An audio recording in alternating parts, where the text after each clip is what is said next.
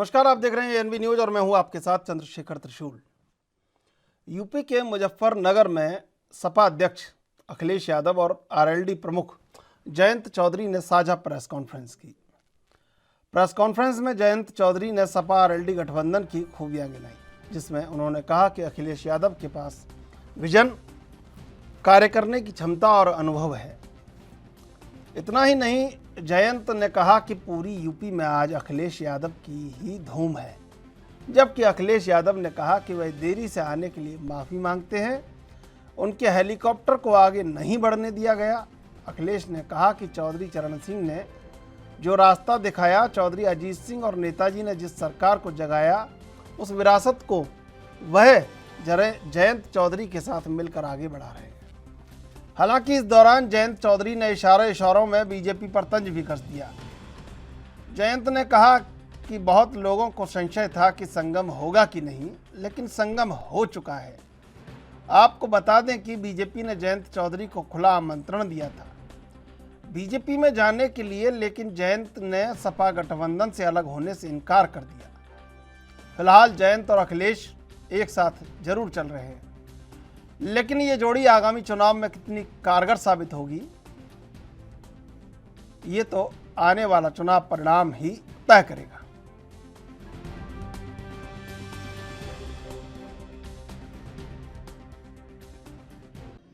हमारा निर्णय ठोस है। उत्तर प्रदेश में जो हम विकास करना चाहते हैं, जिस तरह से भाईचारा और चौधरी चरण सिंह का जो समीकरण था, मूल रूप से किसान का मेरा वर्ग को संगठित करना, जो उनकी मुख्य लड़ाई थी जीवन भर, उसे आगे बढ़ाने के लिए हमने गठबंधन किया है। और आज एक ही चेहरा है पूरे उत्तर प्रदेश में जिनके पास अनुभव भी है, विजन भी है और कार्य करने की क्षमता है। तो मैं आभार व्यक्त करता हूं और मुजफ्फरनगर की इस क्रांति भूमि पे, किसानों की धरती पे अखिलेश जी का स्वागत करता हूं। मैं इस विलंब के लिए आप लोगों से क्षमा मांगता हूं। देरी का कारण मुझे नहीं बताया गया। मैं कई घंटे हेलीकॉप्टर में बैठा था, रिफ्यूल कराना पड़ा, उसके बाद मैं आपके बीच में पहुंचा हूं। मैं धन्यवाद देता हूं जिसकी भी कृपा से मैं आपके पास पहुंचा हूं। मैं पत्रकार साथियों का बहुत बहुत धन्यवाद। आज मुजफ्फरनगर में चुनाव की पहली प्रेस कॉन्फ्रेंस हो रही है। सबसे पहले मैं चौधरी चरण सिंह जी को याद करता हूं। चौधरी चरण सिंह जी ने जो रास्ता दिखाया था किसानों को मजबूत करने के लिए, उनको सशक्त करने के लिए, उनकी फसल पैदावार की सही कीमत मिल जाए और किसान का परिवार आर्थिक रूप से कैसे संपन्न हो। चौधरी चरण सिंह जी, बाबा टिकैत जी, नेताजी और अजीत सिंह जी ने लगातार समय समय पर सरकार को जगाने का काम किया। और वहीं मैं इस मौके पर याद दिलाना चाहता हूं भारतीय जनता पार्टी को कि कम से कम अब चुनाव आ गया है, अपना संकल्प पत्र तो पढ़ लें। जो जो वादे किए थे, क्या वादे पूरे हुए हैं? उनका हर वादा जुमला निकला, झूठे विज्ञापन दिए, आज भी आंकड़ों की खिलवाड़ कर रहे हैं। और जब भारतीय जनता पार्टी घिर जाती है तो बुनियादी मुद्दों से हट करके काम करती है। मुझे उम्मीद है कि इस क्षेत्र में हमेशा गंगा जमनी तहजीब, भाईचारा और आपस में मिलकर के नकारात्मक सोच को हमेशा नकारा है। इस चुनाव में भी नकारात्मक सोच को नकारने का काम करेंगे और मुझे उम्मीद है कि इस बार ऐतिहासिक जीत होने जा रही है। आरएलडी और समाजवादी पार्टी मिलकर के उत्तर प्रदेश से भारतीय जनता पार्टी का सफाया करेंगे।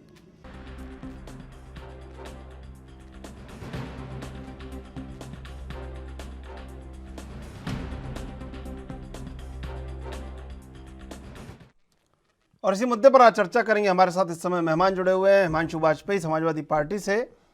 हिमांशु वाजपेयी, स्वागत आपका एनबी न्यूज पर।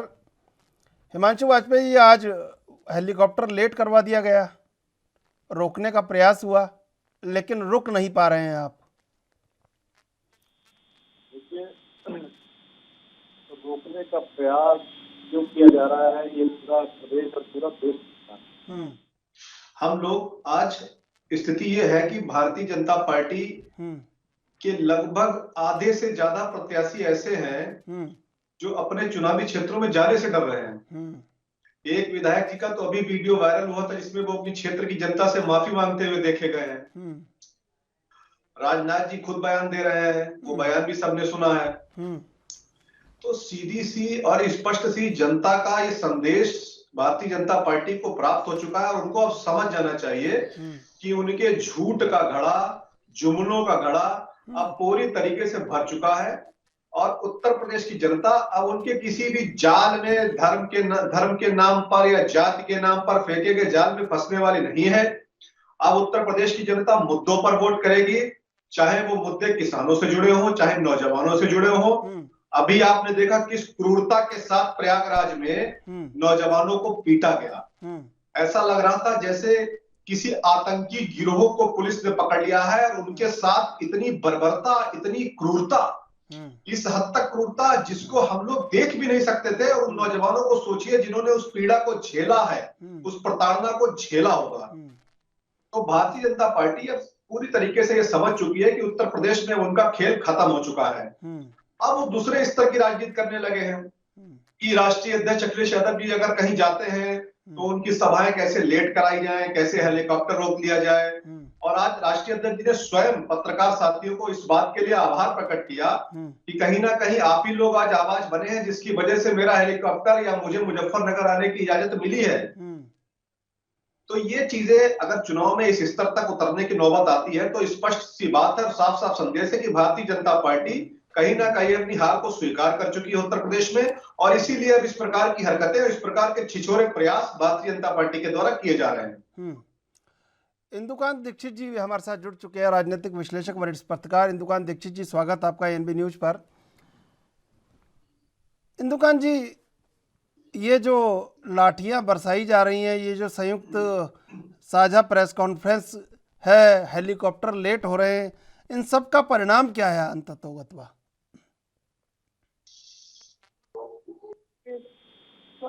अगर ये सारी चीजें जानबूझकर की जा रही हैं, हेलीकॉप्टर लेट होना, कि इसमें कहीं अड़ंगेबाजी है, तो देखिए ये पब्लिक है, सब जानती है। जैसा वाजपेयी जी ने कहा, उसका परिणाम जो लोग इसमें इन्वॉल्व होंगे उनको भुगतना पड़ेगा। लेकिन आजकल चुनाव आयोग इतने बड़े लेवल पे इन चीजों को मॉनिटर करता है कि इस लेवल पे इन्वॉल्वमेंट की चीजें जानबूझकर की जा रही हैं तो उसका पर्दाफाश हो जाएगा, मेरा ये मानना है। जहाँ तक लाठीचार्ज वाली बात है, वो तो आप देखें कि सत्ता में जो भी रहता है, अभी तो जो इलाहाबाद में हुआ वो बिल्कुल अमानवीय है, इसमें कोई दो राय नहीं है।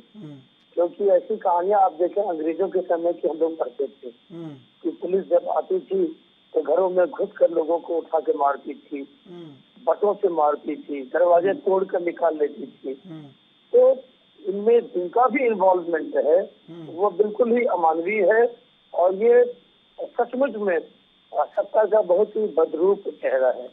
ऐसा नहीं होना चाहिए क्योंकि इसका सीधा जनता पे भी प्रभाव पड़ता है और इससे पता चलता है कि शासक जो है, शासक ठीक नहीं है, संवेदनशीलता की कमी है। लेकिन जब चुनाव की प्रक्रिया प्रारंभ हो जाती है चंद्रशेखर जी, उसके बाद सत्ता के सारे सूत्र मोटे तौर पर चुनाव आयोग के पास रहता है। आपने देखा होगा पुलिस अधीक्षक और डीएम, डीसी, इन लोगों को भी वो ट्रांसफर करते हैं।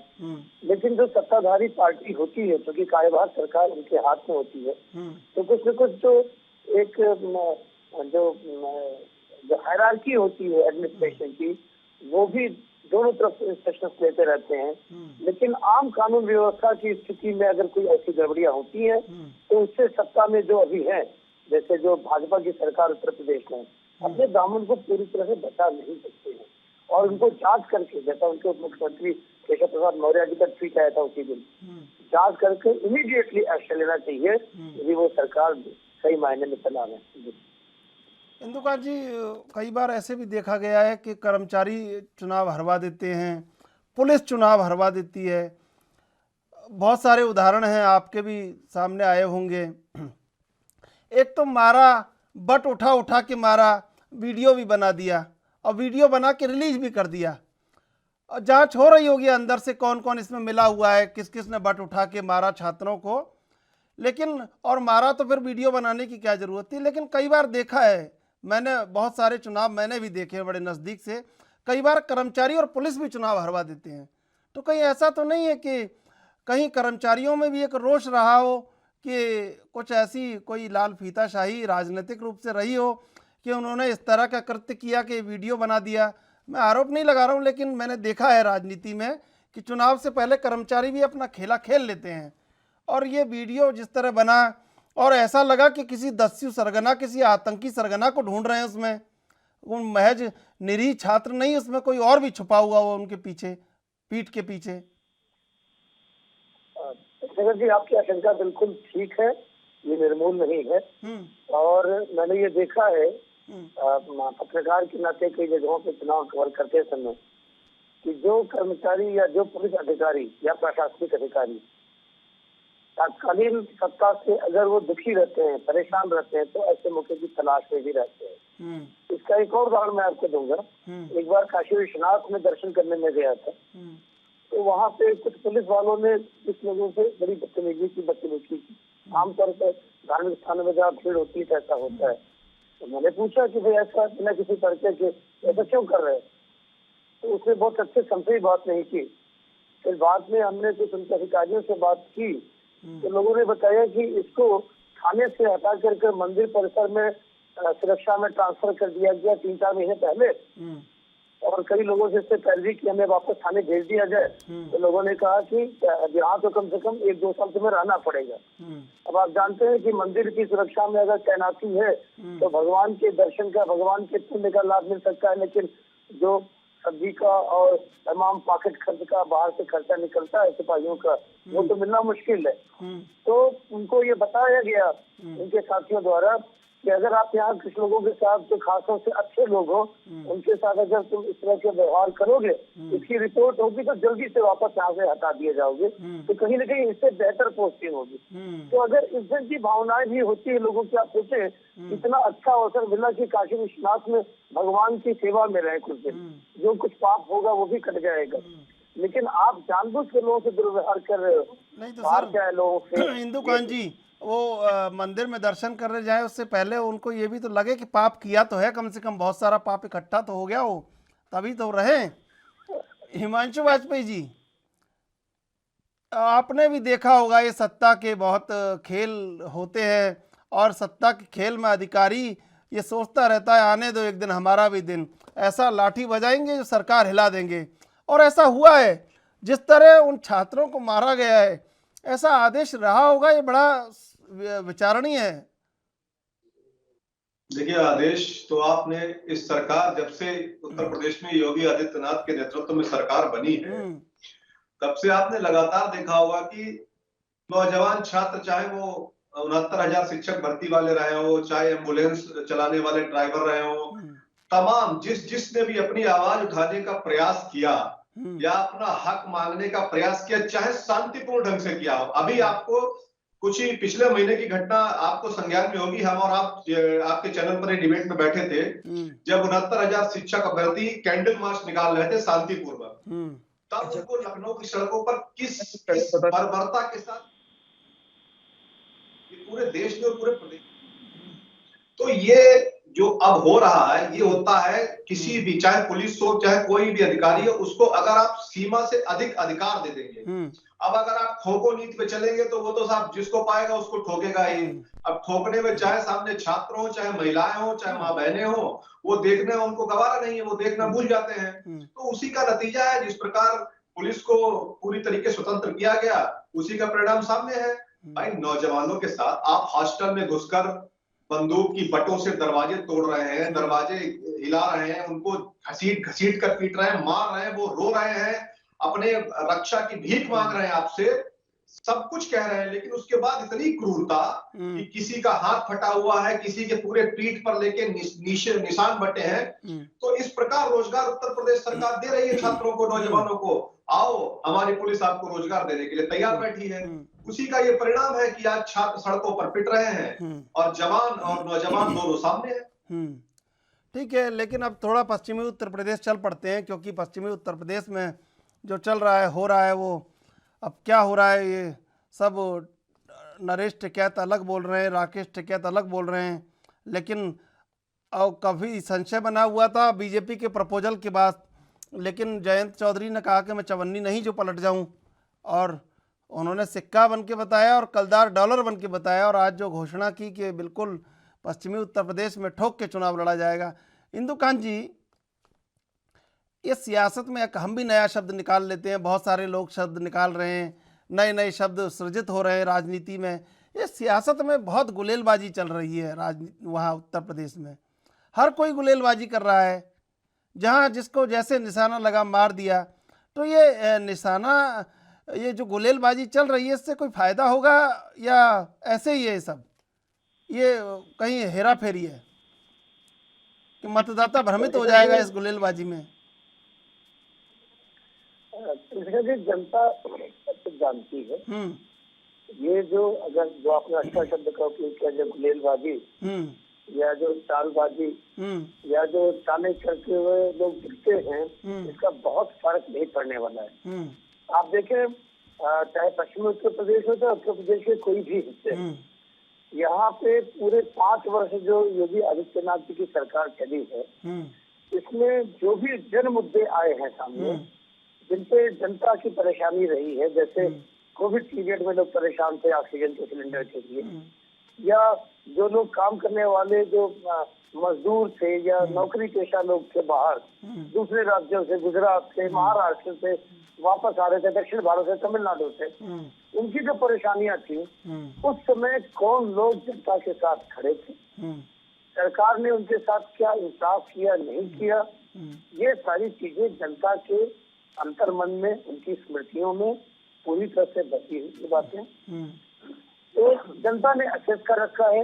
जो चुनाव के समय इस तरह की बातें की जाती हैं, वो जैसे अभी स्वामी प्रसाद मौर्य जी गए समाजवादी पार्टी में, तो ऐसा लगा जैसे कि पूरा मौर्य समुदाय उनके साथ चला जाएगा। वो आजादी के समय के संग्राम के गांधी जी, या फिर अभी आरपीएन सिंह जी भाजपा में आए, तो ऐसा लगा कि पडरौना सीट को तुरंत वो जितवा दिए। तो ये जो बातें होती चुनाव के समय, इसको अब जनता समझ रही है, और वास्तव में भारत में लोकतांत्रिक व्यवस्था को, लोकतंत्र को बहुत मजबूत माना जाता है, और माना जाता है कि भारतीय जनता के जनमानस में, उसके रक्त में लोकतंत्र है। तो जो ये चुनाव के ठीक पहले जो मेढक चाल बहुत से नेता चलते हैं, इस जगह से उस जगह उतरते कूदते हैं, या एक दूसरे के आसपास, अब जैसे उदाहरण दूं, ये अच्छा प्रयास मैं मानता हूँ कि ठीक है, अगर हमें लगता है कि जाट समुदाय भाजपा को लगा कि हमसे नाराज है, तो आप जो आउटरीच प्रोग्राम होता है उनसे मिलिए, उनके नेताओं से बात करिए, जनता से मिलिए कि अगर हमसे कोई कमी अधिक है तो आपसे मैं माफी मांगता हूँ, हम आपका काम रह गया कर देंगे, इसमें कोई बुराई नहीं है। लेकिन अगर आप सोचे कि ये लास्ट मिनट का जो जेस्चर आपका है, इन मुलाकातों से अगर जाट समुदाय नाराज है और आपके साथ आ जाएगा खुलकर और वोट दे देगा थोक भाव में, तो ये बहुत बड़ा भ्रम है। कोई भी मिल ले, उसका असर बहुत कम मामूली होता है। जो चीजें हुई हैं, अगर आपने अच्छा काम किया, जैसे आदित्यनाथ जी की सरकार ये दावा करती है कि किसानों के गन्ना का बकाया उन्होंने बड़े पैमाने पर तेज किया, जो वर्षों से चुकाया था, या जनता के लिए काम किया है, किसान सम्मान निधि दिया है, उनके लिए बाथरूम बनवाया है, शौचालय बनवाया है, गैस सिलेंडर दिया है, मकान दिए हैं, स्कूलों की स्थिति अच्छी की है। तो अगर ये चीजें जमीन पे की गई हैं, तो ये जो छोटे मोटे चुनाव के समय चीजें की जाती हैं, इसका महज 2-4% का असर पड़ता है। बिल्कुल।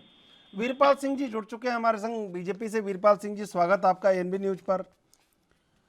वीरपाल सिंह जी, आप तो वैसे प्रारंभिक काल से, जनसंघ के जमाने से पूरब की ही पैरवी करते रहे कि सब कुछ पूरब जैसा होना चाहिए, और अब जो वर्तमान परिस्थितियां हैं उसमें पश्चिम की हवा रास भी नहीं आ रही है उत्तर प्रदेश के चुनाव में। तो ये पश्चिम की हवा अगर आपके पक्ष में नहीं चली तो दिक्कत होगी आपको। देखो, मैं आपको बताता हूं, मैं भारत सरकार में था कृषि अर्थशास्त्री, और जिस एरिया की आप बात कर रहे हैं मैं उसी एरिया का शामली का ही रहने वाला हूँ। मुझे पता है, इसीलिए तो बात की आपसे सर। अच्छा, और बताता हूँ मैं। देखो, मैं अधिक से अधिक मुझे 20 दिन होते हैं मैं उस एरिया में नहीं जाता। मतलब यदि मैं फैमिली टू फैमिली कहूँ तो बात अलग है, लेकिन मैं कोई भी एरिया ऐसा नहीं है जो मुझे ना जानता हो। अच्छा, और मैं उनको एरिया को ना जानता हूँ। लेकिन ये जो आप पीछे से देख जाइए, आप लगभग 12 से 17 के पीरियड में जाइए, जिस समय वहां समाजवादी की सरकार थी। कवाल एक जगह है, गांव जहां से जड़ शुरुआत होती है, वहां समाजवादी की सरकार थी उस समय। आपको मालूम है कि वहां 2 हिंदू लड़के मारे गए, जबकि वो अपनी बहन को बचाने के लिए काम कर रहे थे। बिल्कुल, संवाद आपसे जारी रखेंगे। अभी लेंगे एक छोटा सा ब्रेक के बाद फिर हाजिर होंगे।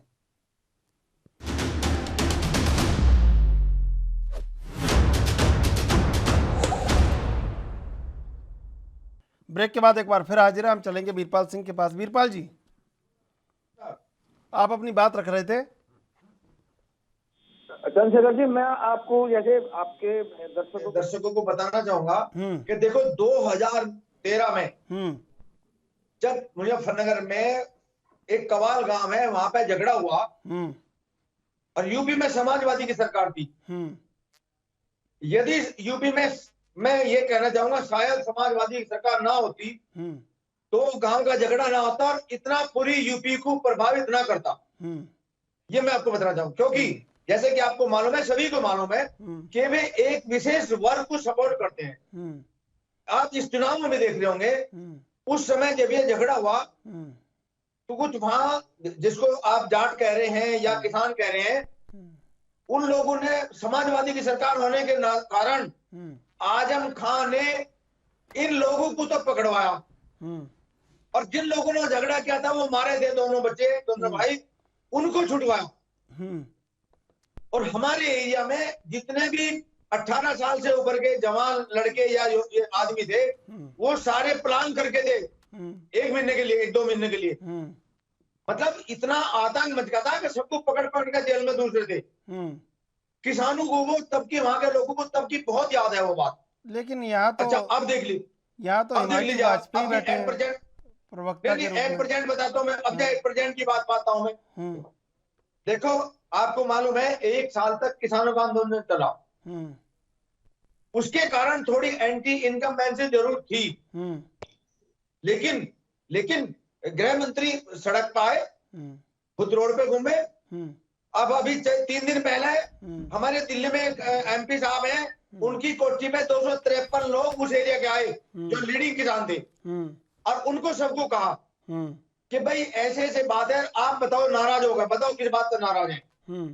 मतलब मेरे कहने का मतलब है, उनकी नाराजगी उन्होंने वही दूर कर दी, यदि थोड़े बहुत किसान नाराज थे भी। लेकिन अब आप देख लीजिए, मुजफ्फरनगर में ले लीजिए, आप शामली की बात बता रहा हूं, अपनी कैराना एक सीट है वहां के, आपको सब जानते हैं किस आदमी को टिकट दिया जा रहा था। बिल्कुल, उसी को पकड़ के जेल में डाला था। उसके पास 20 मुकदमे थे। अब इधर लीजिए, मैं मथुरा की बात बताता हूँ। मांड एक जगह है, एक मतलब जैन चौधरी का नाम लेता हूं मैं, क्लियर कट, जिसमें कोई बात नहीं। जैन चौधरी ने उस आदमी को बुलाया, उसको टिकट दिया, और वो 2 दिन के बाद अपना टिकट नॉमिनेशन कर दिया। 2 दिन के बाद पहुंच जाता है, 4 दिन के बाद, कि भाई आप जो अपने नॉमिनेशन अप्लाई किया उसको विड्रॉ करिए। जी क्यों? कि मेरे पास अखिलेश यादव ने प्रेशर डाल रखा कि भाई नहीं, वो हमारा दूसरा कैंडिडेट उठाएगा वहां से, आप अपने कैंडिडेट का विड्रॉ करिए।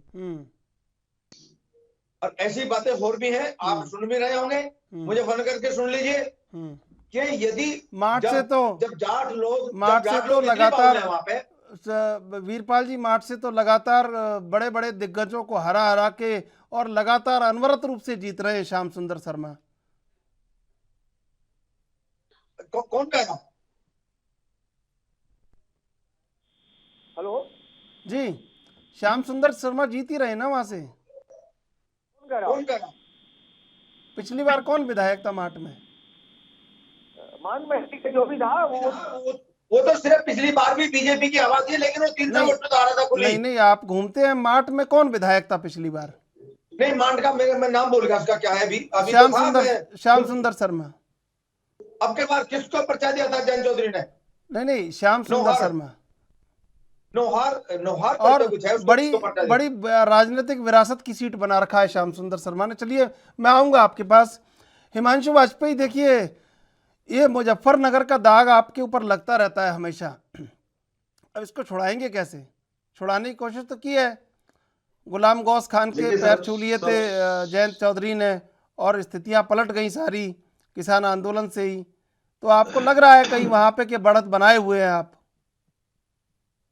देखिए निश्चित रूप से हम बढ़त बनाए हुए हैं। अगर ये ना होता तो ये वही जाट है साहब जो अभी थोड़े दिन पहले जब बैठे थे दिल्ली में, तो इनको क्या क्या विभूतियां, क्या क्या नामों से सुशोभित कर रहे थे यही भारतीय जनता पार्टी के लोग, इनके तमाम मंत्री। और आज ये जयंत चौधरी जी ने क्या गलत कहा? उन्होंने सिर्फ यही तो कहा कि हमें बुलाने से बेहतर है उन 700 परिवारों को भी बुला लें जिन्होंने अपनों को खोया है इस आंदोलन में। इसमें क्या गलत कहा? और दूसरी चीज, अगर इतना ही मजबूत है वहां पर, तो गृह मंत्री जी थूक जिहाद करते घूम रहे हैं, गली गली घूम रहे हैं, थूक लगा लगा के पर्चे बांट रहे हैं। पूरे देश ने देखा उस वीडियो को, गली गली घूम रहे हैं बगैर मास्क के, भीड़ का अंबार लेके, सारे प्रोटोकॉल को तोड़ते हुए थूक लगा लगा के पर्चे बांट रहे हैं। अब जाटों की मीटिंग कर रहे हैं, जाटों की रैलियां कर रहे हैं। तो ये सीधे सीधे संदेश स्पष्ट है कि आखिर वहां गली गली घूमने की आवश्यकता क्यों पड़ रही है।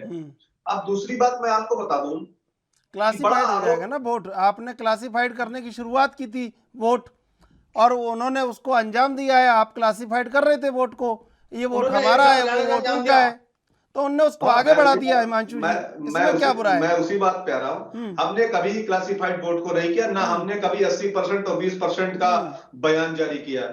दूसरी चीज मैं आपको बता दूं, रही बात जहां तक ये कहा जाता है कि एक वर्ग विशेष, आप मुझे बता दीजिए, उत्तर प्रदेश में एक नेता हुआ करते थे हिंदुओं के बड़े परचम लहराने वाले, आज इस धरती पर नहीं है, आदरणीय कमलेश तिवारी जी। उनको पूरी समाजवादी पार्टी की सरकार में पूरी सुरक्षा मिली और उनको कोई खरोच तक नहीं आ पाई।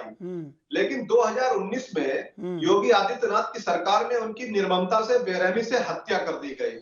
वही आपको याद होगा 2020 में हिंदू महासभा के अध्यक्ष रणजीत बच्चन साहब की मॉर्निंग वॉक के दौरान इसी लखनऊ के हजरतगंज इलाके में, हजरतगंज वो इलाका है जिसको हम लोग लखनऊ का दिल कहते हैं, जहां डीएम का आवास है, जहां जिलाधिकारी का घर है, वहां पर उनकी निर्मम हत्या कर दी जाती है। और साहब एक बार हिंदुओं के बड़े बड़े नेता मारे जा रहे हैं आपकी सरकार में, सड़कों पर, घरों में घुस के, और एक वर्ग विशेष को हम बढ़ावा देते हैं। तो ये सारी चीजें स्पष्ट है, इस पे मुझे बहुत ज्यादा बोलने की आवश्यकता नहीं है। और आने वाले 10 मार्च को पता चल जाएगा कि पश्चिमी उत्तर प्रदेश ने आज जो ये जाटों को क्या आवश्यकता है मनाने की, मनाया तो उन्हें जाता है ना, वो कहीं ना कहीं नाराज है, कहीं ना कहीं रूठे हैं। तो निश्चित सी बात है, ये तो आप भी स्वीकार करते हैं कि जाट आपसे नाराज है, जाट समुदाय आपसे रूठा हुआ है, तो आज आप मनाने का प्रयास कर रहे हैं। लेकिन बड़ी देर कर दी मेहरबान आते आते, आज जब चुनाव आया है तब आपको बड़ी याद आ रही है, जाटों के प्रति आपकी संवेदनाएं उछल उछल के बाहर आ रही है। गृह मंत्री जी घर पे मीटिंग बुला रहे हैं, मुलाकात करेंगे, चर्चा करेंगे, जाटों को समझाने का प्रयास करेंगे।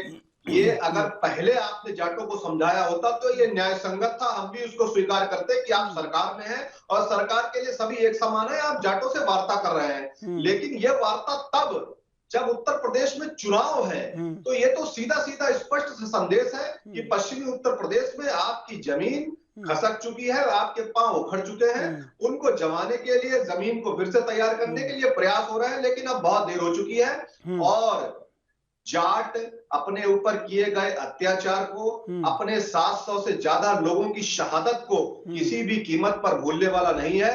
इनको बिल्कुल पश्चिमी उत्तर प्रदेश में जवाब दिया जाएगा, आप तय मान के चलिए। नहीं, मैं आ जाऊंगा वीरपाल जी। हिमांशु वाजपेयी जी, मैं ये कह रहा हूँ कि आपको तो बहुत बुरा लग रहा होगा, साहिब प्रवेश वर्मा के घर पे मीटिंग चल रही थी उस समय, प्रवेश साहिब वर्मा के घर पे। सर हमें क्यों बुरा लगेगा? आप अपना प्रयास करिए, ये तो लोग, तो आप कह रहे हैं ना कि मानने वाले नहीं है, आओ वो अपना प्रयास तो करेंगे ही। सुन लीजिए, हम तो लोकतंत्र में मानने वाले लोग हैं। आप अपना प्रयास करिए, हम अपना प्रयास कर रहे हैं। हम ये कहाँ कह रहे हैं कि आप प्रयास गलत कर रहे हैं। मेरा तो ये कहने का मतलब है कि ये प्रयास अगर चुनाव से पहले होता, उस वक्त होता जब यही जाट दिल्ली की सड़कों पर बैठे थे, जब आप इनको आतंकी या अरे पता नहीं देखिए क्या क्या कह रहे थे। हिमांशु जी सुन देखिए, लीजिए जब मेरी बात, हिमांशु तब जी ये न्याय संगत होता। हिमांशु जी देखिए, जब स्वामी प्रसाद मौर्य का दिल बदल सकता है, उनको 5 साल में जो नहीं किया दलितों के लिए, वंचितों के लिए, शोषितों के लिए, एकदम उनको पता चला, आंखें खुली उनकी, चुनाव सर पर आ गया और उनको लगा कि नहीं, ये न्याय समाजवादी पार्टी में मिल सकता है, चले आए वो।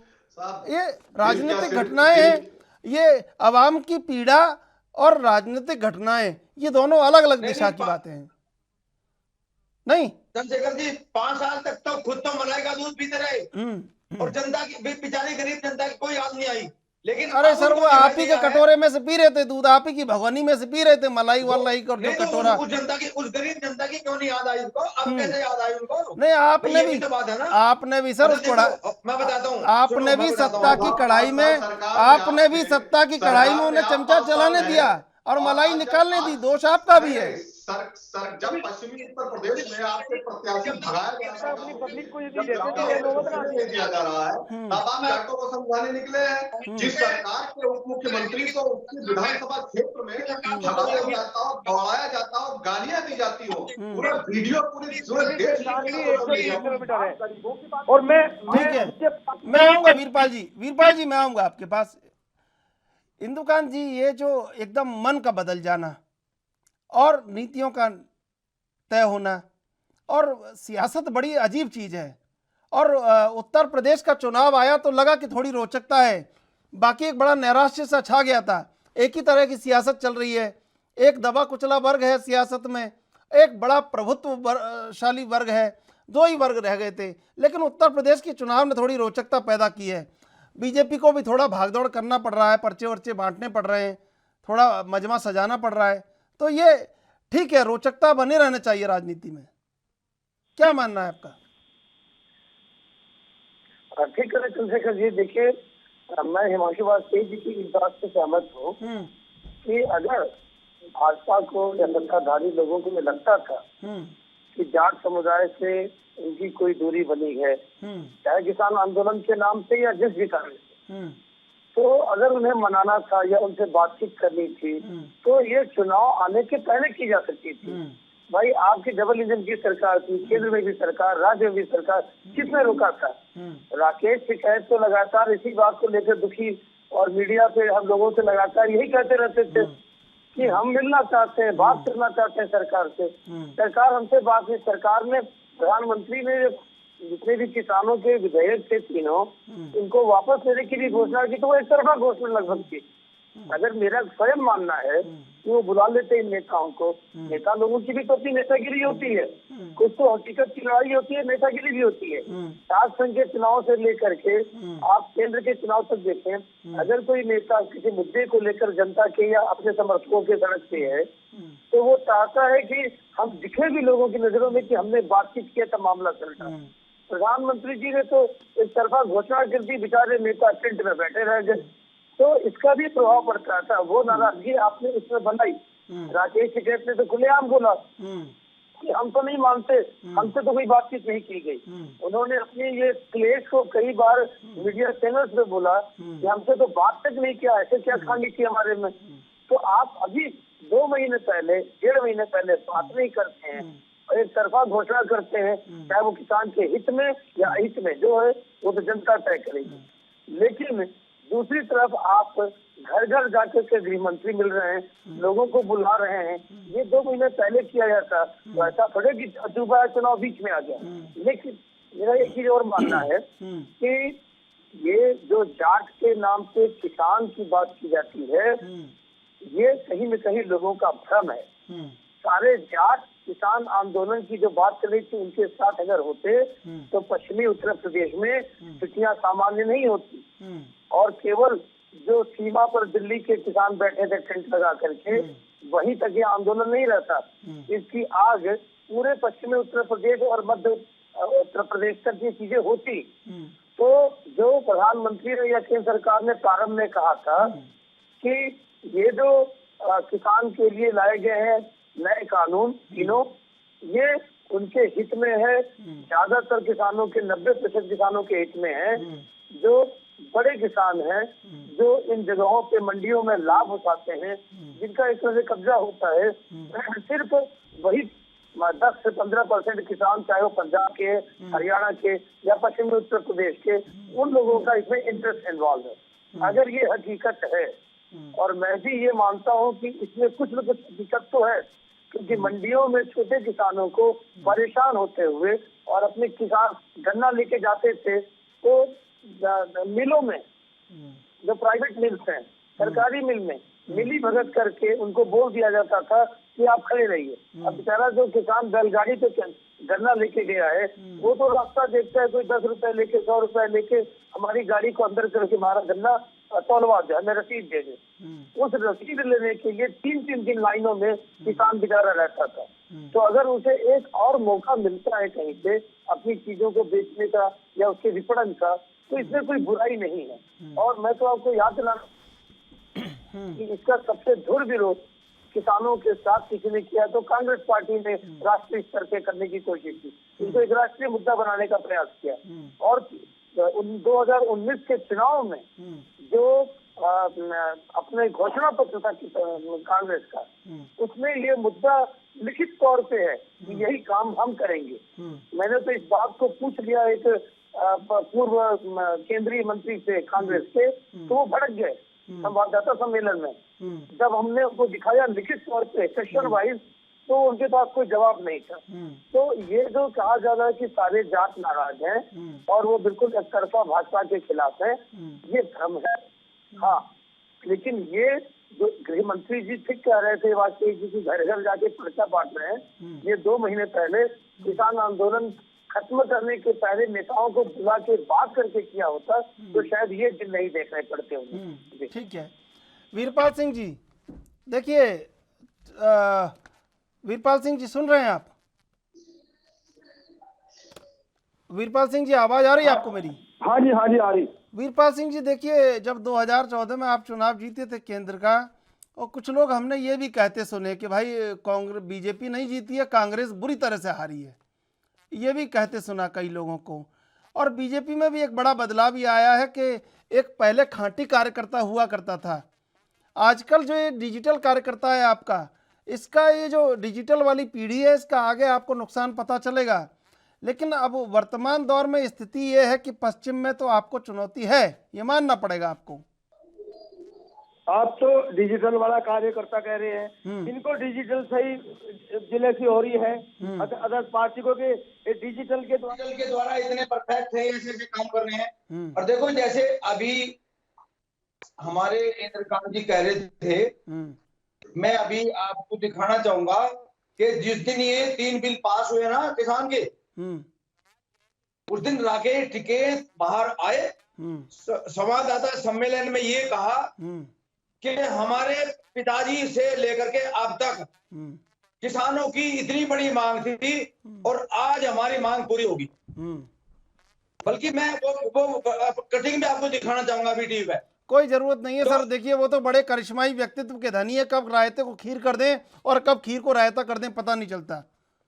आप तो बताते जाइए, मैं सुन रहा हूँ बराबर। वो तो सुनो, उसको तो टीवी वालों ने करिश्माई बना दिया, अदरवाइज अब उसको जलसी हो रही है। अभी भी मैं इससे पहले आपकी टीवी से पहले जो टीवी पे था, तो उसको यदि आप सुनते थे आगे, वो लोग क्या कह रहे थे, मतलब उनको इग्नोर कर दिया बिल्कुल 100%। इसके समाजवादी और आरएलडी के गठबंधन नहीं, छोड़ो सर, वो उनका अपना वो मामला है, वो कर लेंगे। मुझे तो ये बताओ पश्चिम में, मुझे तो ये बताओ वीरपाल जी, पश्चिम में बीजेपी कैसे दम ठोक रही है, ये बताओ आप। बीजेपी दम ठोक रही है, बीजेपी बहुत अच्छी हालत में है। किसान भाई जो नाराज थे थोड़े बहुत, वे भी बीजेपी के साथ हैं। ये कैसे पता चला? बीजेपी कितने नहीं पता कैसे चला आपको? ये पता कैसे चला, ये तो बताओ। देखो, जब आप लोग तो फील्ड में रहते हैं, जैसे हम भी फील्ड में रहते हैं गांव में, हमें भी तो वही पता है कि थी। मैं जैसे पहले भी कहा कि थोड़ी बहुत एंटी इनकम्बेंसी थी, इसमें कोई शक नहीं है। और वो भी जैसे समाजवादी है, कांग्रेस है, अब ये दिल्ली में केजरीवाल है, इन सब लोगों ने मिलकर ये जो अननेसेसरी सपोर्ट करते थे, अब देखो ये भी आपको मालूम है कि 11 या 12 बार तो मीटिंग हुई है। मैं खुद समाज मोर्चा के नेता से मिल के कहता था, भाई आप यहाँ तो कह दो एक मांगे, वहां जाके 20 मांग करते हो, तो कोई ना एक पूरी हुई ना 20 हुई, तो क्या क्या आप किसानों का भला चाह रहे हैं? आप किसानों का भला चाह रहे हैं, सिर्फ अपना इंडिविजुअल भला चाह रहे हैं, और वही है। आप मैं बहुत हाई लेवल की बात है मैं कह सकता था, लेकिन मैं नहीं कहता। वो परेशान है इस बात से। आमदनी सिर्फ उन्हीं की बढ़ रही है, इनकम उन्हीं की बढ़ रही है, बाकी किसान जीरो नीचे जा रहे हैं। देखो जैसे अभी कहते हैं 90% किसान, अभी हमारे ये कहते थे, अभी इंदिरा गांधी जी कह रहे थे हमारे देश में 80 एग्जैक्ट बता रहा हूं आपको, 86.21% मार्जिनल और स्मॉल फार्मर्स हैं, जो 2 हेक्टेयर से कम जमीन पर खेती करते हैं, और उनमें 70% ऐसे हैं जो 1 हेक्टेयर से भी कम जमीन पर खेती करते हैं। तो ये जो बिल थे ना, जैसे अभी भी कहते हैं, ये भी मान रहे थे इस बात को, उनके लिए बहुत वादे के थे, लेकिन जो पंजाब के इतने बड़े कमीशन एजेंट हैं, जो लगभग 700-800 एजेंट है, जो करोड़ों कई हजार करोड़ रुपए कमा के सरकार को देते हैं, उनके हाथ में वहां की सरकार चलती है। इस कारण उन्होंने सरदार भाइयों ने इनको आंदोलन को सपोर्ट करा, इसलिए आंदोलन चला, अदरवाइज ये नहीं चलना था आंदोलन। ठीक है, ये बहुत गहराई है।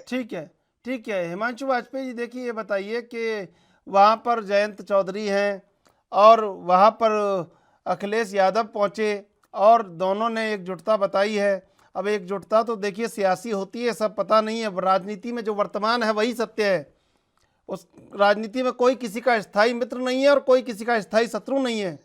तो ये दोनों जो जुड़ाव है आपका और आरएलडी का, और टिकैत, दोनों नरेश टिकैत और राकेश टिकैत, अलग अलग उनके बयान हैं, तो इस सारे सब मैदान में से कैसे आप मोर्चा मारेंगे, ये बताइए। देखिए, राकेश टिकैत जी एक अराजनीतिक संगठन चलाते हैं जो किसानों का संगठन है, और जो समाजवादी पार्टी और लोकदल का गठबंधन है, दोनों राजनीतिक पार्टियां हैं। नहीं, उन्होंने नाम लिया ना आज। सुन लीजिए, उनके अपने मुद्दे हैं राकेश टिकैत जी के, और उनको कोई राजनीतिक पार्टी दिशा नहीं दिखा सकती है। जो देश का अन्नदाता है वो इतना उसको ये लोग इतना मूर्ख समझते हैं, सत्ताधारी लोग, इनको लगता है कि विपक्ष के लोग उनको बहका रहे हैं, विपक्ष के लोग उनको दिशा निर्देश दे रहे हैं। इस देश का किसान विपक्ष के कहने पर नहीं चलता है। और जहां तक आपने बात कही है, जब टिकैत साहब ने प्रदर्शन किया था तो राजनाथ सिंह जी ने उनको सम्मान सहित अपने आवास तक बुलवाया था बातचीत करने के लिए।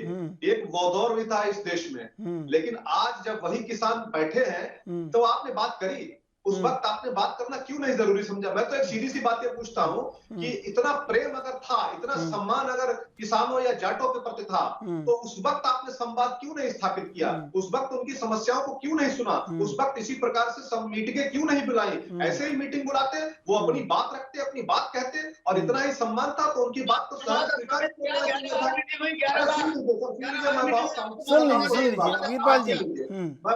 मैं बहुत शांति के साथ सुन रहा था, आप भी सुन लीजिए। तो उस वक्त अगर ये चीजें ना होती तो ये स्थिति नहीं पैदा होती। अगर इतनी चिंता आज आपको है, आज आपको लगता है, दूसरी चीज, आज अगर जाट नाराज नहीं है या पश्चिमी उत्तर प्रदेश में आपकी जमीन नहीं खसकी है, आपने आकलन नहीं किया है, तो आपको क्या आवश्यकता पड़ी? जब काम दमदार, सोच ईमानदार और योगी जी का इतना भयंकर व्यक्तित्व, योगी जी इतना प्रतिभावान व्यक्ति, उसके बावजूद क्या आवश्यकता पड़ गई जो देश के गृह मंत्री और तमाम मंत्रियों को गली गली घूमना पड़ रहा है, पर्चे बांटने पड़ रहे हैं?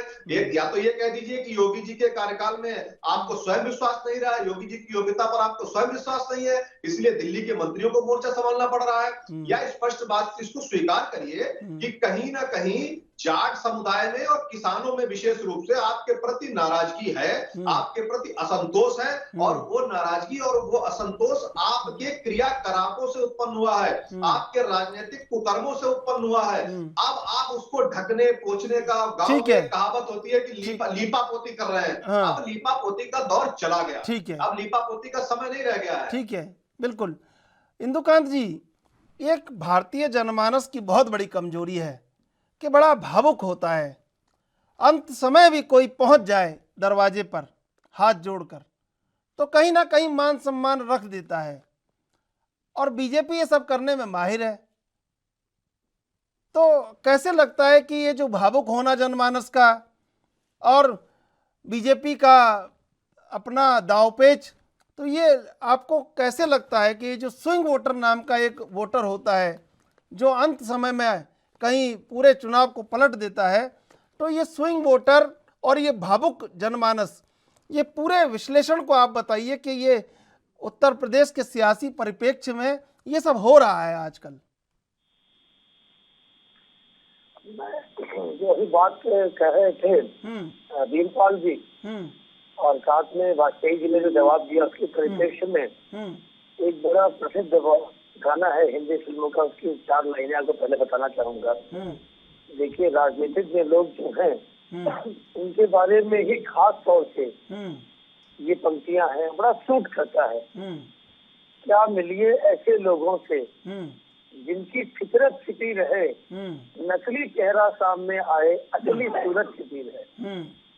और देखिए, इसके बाद की लाइन हमें बड़ा इंटरेस्टिंग लगता है। जब छोटा था सुनता था बचपन में, कई बार अर्थ नहीं समझ में आता था, लेकिन अब समाज में जब घटते हुए देखता हूँ, देखिए, दया धर्म की बात करें वो, दया धर्म की बात करें वो, बैठ के सभी सभाओं में, जिनके जुल्म से दुखी है जनता, हर बस्ती हर गांव में।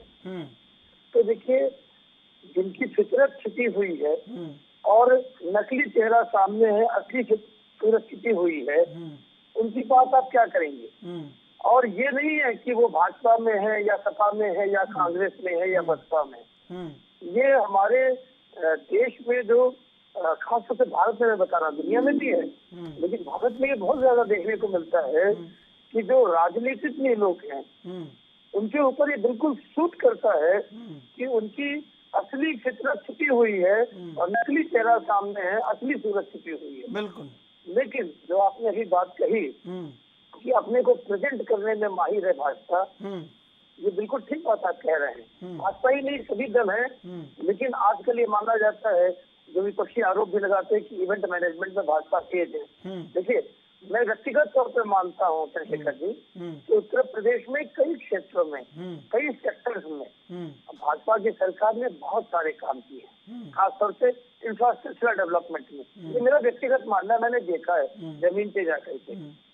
लेकिन जो इंस्टेंट की स्थितियां बनी, जो जिसमें कि आपको किसानों की नाराजगी झेलनी पड़ी, और आपने मंचों से कहा, प्रधानमंत्री ने तो लाल किले से कहा, एक संकेतों में ही कही, लेकिन कहा कि हम 85% 90% किसानों के साथ हैं, जो लोग आंदोलन में हैं वो 10% हैं, अर्थात उनकी हमें कोई चिंता नहीं है।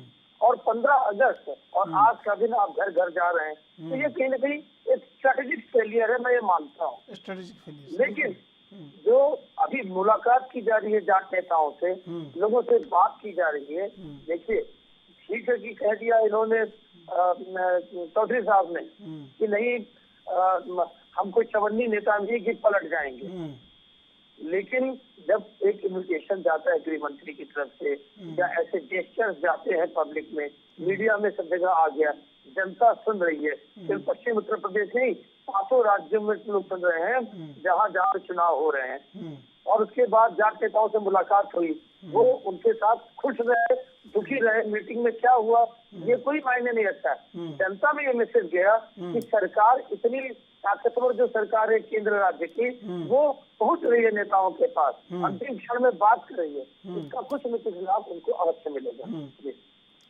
जी वीरपाल जी, कयास लगाए जा रहे हैं, कोशिशें की जा रही हैं, लेकिन सबसे बड़ी बात है कि कहीं ना कहीं एक बीच में एक छोटी सी गठान पड़ गई है और उसको वक्त रहते दूर किया जा सकता था, लेकिन जो इंदुकांत जी कह रहे थे ये स्ट्रेटेजिक फेलियर है और इसको आपको मानने में गुरेज नहीं करना चाहिए।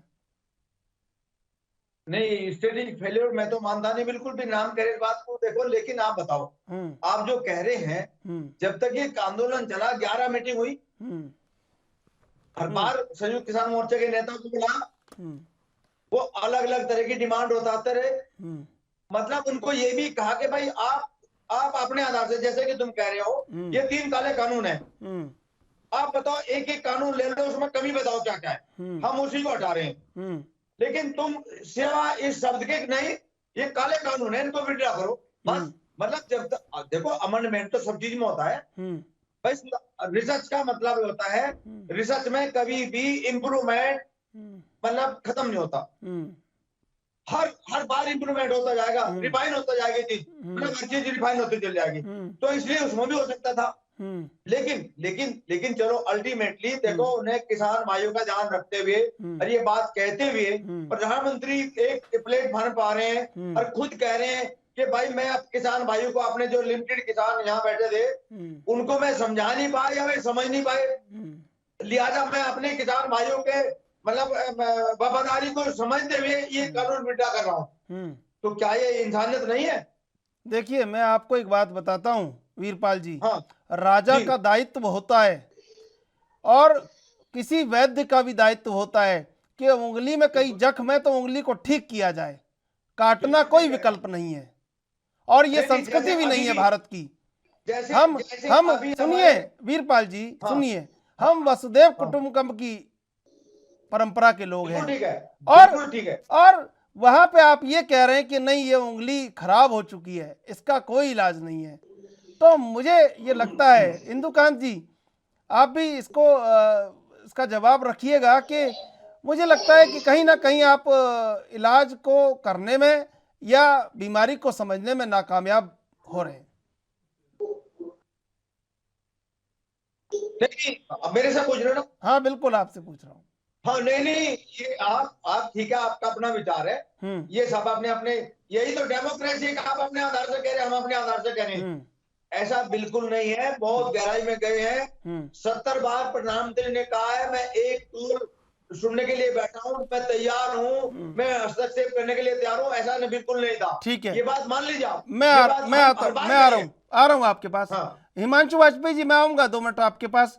इंदुकांत जी ये क्या बिल्कुल ये परंपरा के लोग हैं कि उंगली को अगर कहीं घाव है तो काट दिया जाए, उसका इलाज नहीं किया जाए? इसको मैं थोड़ा दूसरी तरह से देखता हूँ चंद्रशेखर जी, कि अंत में जब डॉक्टर को ये लगता है कि एक उंगली में गैंग्रीन होने से पूरा शरीर में जहर फैल जाएगा तो काटने का निर्णय भी लेता है। और अगर ये सरकार को अपने विवेक से लगा कि 85% किसानों का लाभ है और 15% के हितों को हम बलिदान कर सकते हैं, क्योंकि वो 15% या 5% या 10% जितने भी किसान थे ये बाकी लोगों के शोषण के कारक हैं। तो मैं इस पक्ष का हूँ कि आप समझदारी से लोकतांत्रिक ढंग से उसे काट दीजिए, क्योंकि हम 5% का मान लीजिए 5% साहूकार है और 95% जनता है। तो लेकिन नहीं हो पाया ना सर, किसके साथ जाएंगे? लेकिन सर नहीं हो पाया ना। आपने ये फिर बाद में स्टेटमेंट आया कि कुछ लोगों के कारण ये वापस लेना पड़ा कानून, तो फिर कहाँ रही वो बात? दूसरा दूसरा चंद्रशेखर जी, ये सरकार देखिए वीरपाल जी को जवाब देना पड़ेगा कि आप जब कहते थे कि 85% के हित में है और 10 से 15% इसके विरोध में है, अब जब आपने विड्रॉ कर लिया तो आप अपने ही शब्दों के हिसाब से 85% का नुकसान कैसे कर सकते हैं जान समझ कर? तो अब आप इधर जवाब दे दिए, उधर भी जवाब दें। हाँ बिल्कुल। हिमांशु वाजपेयी जी देखिए मैं 2-4 दिन से एक बात याद कर रहा था कि वो नक्सलाइट एरियो में पहले ये हुआ कि नॉर्थ ईस्ट में उनको वो एक अभियान चलाया गया कि आप मुख्य धारा में शामिल होइए और आपको मुख्य धारा में शामिल होने पर पेंशन मिलेगी, सुरक्षा मिलेगी। तो जो लोग जघन्य अपराधी थे उन लोगों ने, जिन लोगों ने 150 लोगों को, कितने लोगों को नरसंहार करके मारा था, वो सरेंडर करके और मुख्य धारा में शामिल हो गए और उनको पेंशन मिलने लगी। अब वो जब पेंशन लेने जाते थे तो आम आदमी सोचता था कि हम नक्सली क्यों नहीं बने। तो न्याय की परंपरा जायज होनी चाहिए, तभी न्याय है। देखिए अभी आपने एक बात कही कि प्रधानमंत्री जी ने कहा कि हम अपनी बात शायद किसानों को समझा नहीं पाए या वो समझ नहीं पाए। मैं ये जानना चाहता हूं कि देश के प्रधानमंत्री ने किसानों को समझाने का प्रयास ही कब किया? देखिए मैं कह रहा हूं देश के प्रधानमंत्री ने, वो देश के प्रधानमंत्री हैं, पूरे सिर्फ भाजपा के प्रधानमंत्री नहीं है, उन किसानों के भी प्रधानमंत्री हैं जो सड़कों पर बैठे थे। देश के प्रधानमंत्री ने किसानों को समझाने का प्रयास ही कब किया? क्या प्रधानमंत्री के आवास पर फिल्मी सितारों के गेट टुगेदर हो सकता है, लंच हो सकता है, फोटो सेशन हो सकता है? क्या उन किसानों के प्रतिनिधि मंडल से प्रधानमंत्री जी स्वयं नहीं मिल सकते थे क्या? क्या स्वयं उनको नहीं समझा सकते थे? अब ये बात करना, जब उत्तर प्रदेश में चुनाव है तो आप घड़ियाली आंसू बहाव खड़े हो गए कि नहीं साहब हम तो माफी मांगते हैं, या तो हम समझा नहीं पाए या वो समझ नहीं पाए। आपने समझाया कब? और किसानों से, जैसे अभी हमारे भाजपा के सम्मानित साथी कह रहे थे कि कभी कुछ मांग करते थे, कभी कुछ मांग करते थे, बिल्कुल अनर्गल है। किसान अपनी एक मांग पर डटा रहा कि आप ये काले कानून वापस लीजिए, एमएसपी की गारंटी दीजिए, एमएसपी का कानून बनाइए। तो अगर अब आप कह रहे हैं कि नहीं वो रोज नहीं मांग करते थे, रोज कौन कौन सी नहीं मांगे करते थे, ये भी बता दीजिए आप। और दूसरी चीज मैं फिर जिम्मेदारी के साथ कह रहा हूं, अगर देश के प्रधानमंत्री स्वयं इस स्थिति को अपने साथ किसानों को वार्ता करके प्रयास करते तो ये स्थिति नहीं आती, और आज 700 से अधिक किसानों के घर सुनसान ना होते, उनके बच्चे अनाथ ना होते, और ना उनके घरों में उनकी बेवाएं बैठी होती। लेकिन दुर्भाग्यपूर्ण ढंग से देश के प्रधानमंत्री ने स्वयं प्रयास नहीं किया। और जैसा बिल्कुल, मैं रोकना चाहूंगा, अखिलेश यादव कुछ कह रहे हैं, आपको सुनवाते हैं, सीधे चलते हैं अखिलेश। तो सोचो कैसे, लेकिन ठीक है, कोई भी कारण रहा हो, लेकिन कारण मुझे नहीं पता है ना। मैं तो हेलीकॉप्टर में बैठा हूँ, 2 घंटे से ज्यादा हेलीकॉप्टर में बैठा हूँ, तो अगर रुका है तो मुझे कैसे पता, जानकारी होगी कि आखिरकार किस वजह से रुका है। लेकिन 2-2.5 घंटे हेलीकॉप्टर में बैठना पड़ा। मुझे उम्मीद है कि इलेक्शन कमीशन इन चीजों को देखेगा कि पॉलिटिकल रैली में अगर किसी को जाना है और 2-2 घंटे हेलीकॉप्टर में, हवाई जहाज में बैठेंगे, तो सोचो कैसे कार्यक्रम होंगे। इसलिए जो आरोप लगाया, जो सच्चाई सामने आई, लेकिन कहीं न कहीं ये लगता है कि भारतीय जनता पार्टी हर तरह के हथकंडे चुनाव से पहले अपनाएगी उत्तर प्रदेश को लेकर के। तीनों मेहमान हमारे साथ जुड़े हुए हैं, चलेंगे डिबेट पर। इंदुकांत जी, मैं आपसे जानना चाहता हूं कि ये जो वर्तमान परिस्थितियां बन रही हैं, इन परिस्थितियों में क्या पश्चिम एक बड़ा अखाड़ा नहीं बन चुका है? अखाड़ा तो पूरब में ही बन चुका है, लेकिन यहाँ चुनौतियां ज्यादा हैं। पूरा उत्तर प्रदेश ही अखाड़ा बन गया है, और वास्तव में जिन 5 राज्यों में अभी चुनाव हो रहा है, सभी लोगों का फोकस, सभी राजनीतिक दलों का फोकस, छोटे हो बड़े हो, मुख्य फोकस उत्तर प्रदेश है, सिवाय कांग्रेस के। कांग्रेस का मुख्य फोकस अनडाउटेडली पंजाब में पहले अपनी सत्ता बचाने में, और दूसरा उत्तराखंड पे उनका फोकस है, गोवा में कुछ दिख रहा है। लेकिन ओवरऑल आप देखेंगे तो पूरा उत्तर प्रदेश ही इसमें चुनावों का अखाड़ा है, और ये बड़ा अच्छा एक्सपेरिमेंटेशन है। मैं ये व्यक्तिगत तौर पर देखता हूँ कि उत्तर प्रदेश की जनता ने खासतौर से पिछले लगभग 20 वर्षों से, 15 से 20 वर्षों से अपना निर्णय जनादेश एक तरफ दिया है। कई बार हमारे राजनीतिक पंडितों ने, पत्रकारों ने भी ये एसेस किया कि त्रिशंकु सरकार बनेगी। 2012 में जब चुनाव हो रहे थे, जिसमें समाजवादी पार्टी की क्लियर मेजोरिटी की सरकार बनी, सारे लोग, इवन सपा के अंदर भी लोग ये समझते थे कि त्रिशंकु सरकार बनेगी, और चुनावों के बाद हम क्या क्या अलाइनमेंट, रिअलाइनमेंट कर सकते हैं। और उसके पहले मैं चंद्रशेखर जी याद दिलाऊं आपको, 2007 में बहन मायावती की सरकार बनी थी, तो वो भी नहीं अंदाजा लगा पाई थी कि हमारी बहुमत की सरकार, पूर्ण बहुमत की सरकार अपने बल पर बन जाएगी। तो उत्तर प्रदेश की जनता सब चीजों को समझती है, और अखाड़ा की जहाँ तक बात है, ये तो भाजपा की और सभी दलों की, जो कि समाजवादी पार्टी और भाजपा में ही लगभग सीधा सा मुकाबला उत्तर प्रदेश में दिखने लगा है। तो चरणों में जिस तरह से प्रथम और द्वितीय चरण, तृतीय चरण तक पश्चिमी उत्तर प्रदेश और मध्य उत्तर प्रदेश तक चुनाव होने हैं, इस कारण से आपको लग रहा है कि अखाड़ा वहाँ ज्यादा सजा है। यही जब अंतिम चरण में आते आते 7वें चरण में पूर्वी उत्तर प्रदेश में आ पाएंगे ना, तो इससे ज्यादा भयानक वहाँ पे अखाड़ा सजता हुआ दिखाई देगा। इसलिए उत्तर प्रदेश की जमीन राजनीति के लिए भी बहुत फर्टाइल जमीन है, क्योंकि मानते हैं पूरे देश के राजनीतिक दल कि केंद्र की सत्ता उत्तर प्रदेश से होकर जाती है। और यही कारण मैं बताऊं कि बार बार प्रधानमंत्री जी और भाजपा के शीर्ष नेतृत्व के लोग कहते हैं कि हम लोग सत्ता में राजनीति के लिए नहीं है, और किसी अप्रिय निर्णय जिससे जो देश हित में होगा लेने से भी नहीं हिचकेंगे। देश हित में चुनाव के लिए हम सत्ता में नहीं है, लेकिन आप देखिए उत्तर प्रदेश चुनाव के पहले 5 राज्यों के चुनाव, पंजाब के चुनाव के पहले जिस तरह से तीनों किसान कानून वापस लिए गए, ये बताता है कि कथनी और करनी में बहुत फर्क है। इंदुकान जी, देखिए एक बात याद आती है कि शरद पवार एक जनसभा को संबोधित कर रहे थे और वहाँ बारिश होने लगी, तो वो पीछे से उनके किसी सहायक ने छाता लगा दिया उनके ऊपर, तो उन्होंने कहा कि हटा दीजिए छाता, जब सब लोग भीग रहे हैं तो मुझे भीगने में क्या है, मैं भी इनके बीच का व्यक्ति हूँ। तो कहीं ना कहीं ऐसा नहीं लगता कि जो स्ट्रेटेजिकल एक पॉलिसी मेकर थे बीजेपी में, उनने बहुत ज़्यादा अच्छी स्ट्रेटजी नहीं बनाई, बहुत सारे विषयों पर बैकफुट पर आना पड़ा या चीज़ें समझ में नहीं आ पाई लोगों के, और एक नीचे के जो नीचे वाली लाइन थी उसने सलाह देना ही बंद कर दिया कि नहीं, सलाह देने से कुछ होगा नहीं, और एक राजनीतिक सूझबूझ जो होती है वो कहीं कमजोर दिखी कई मामलों में। चंद्रशेखर जी, भाजपा में हम लोग जो बातें चर्चा कर रहे हैं उससे कहीं आगे जाकर के लोग समझदार हैं और बड़े बड़े रणनीतिकार हैं।